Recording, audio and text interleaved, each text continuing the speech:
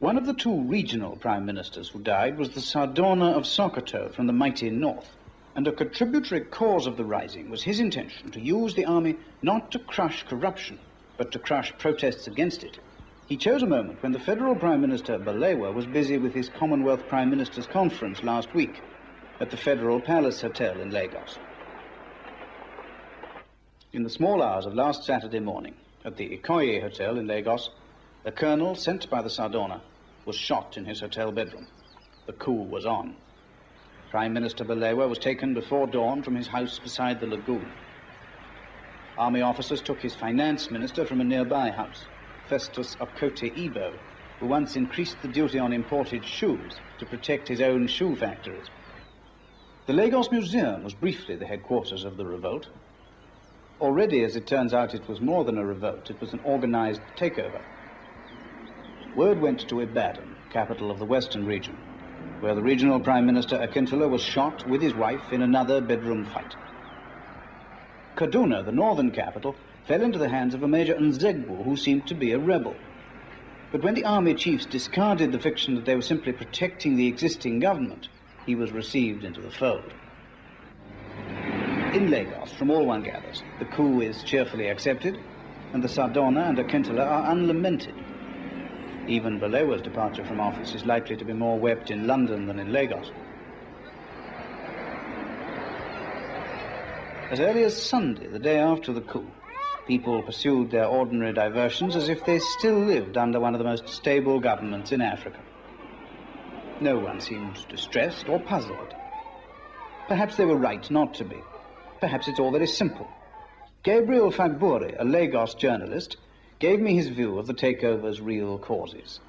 From my own point of view, corruption, nepotism on the part of politicians of all parties, and the danger of internal strife in Nigeria swept the army into power.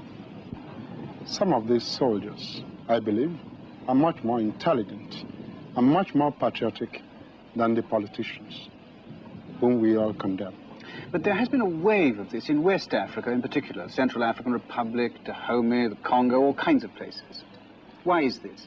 This is not peculiar to West Africa. You have them in South Africa, in South America too. I mean, there had been coup in Asia, in Sudan, and also in Pakistan and Middle East. No special reason then here in Africa? Well, I can see no special reason, but there is something I say in this. Young elements in Africa are in a hurry as much as the continent.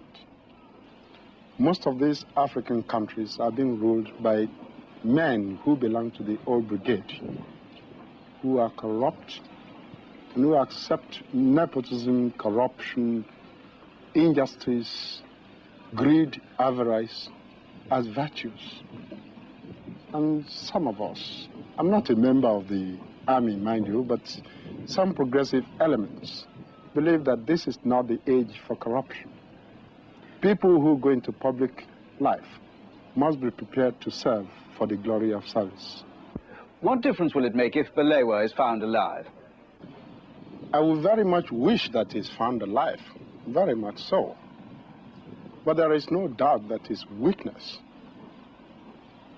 in controlling his ministers is partially responsible for the present situation. Take the Western region situation, for example. His government refused to act, even though people are being killed daily and life and property are becoming unsafe. He refused to act. So you wouldn't expect people to want him to get his old job back?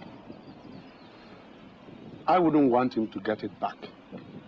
And I know millions of Nigerians wouldn't. Because we want Nigeria to stay united, prosperous, and great. Now General Ironsi is setting up his cabinet of soldiers and civil servants, perhaps even feeling his way in foreign affairs. The big question still unanswered, of course, is whether there's anyone behind Ironsi. Does he call the shots, or do we look for another?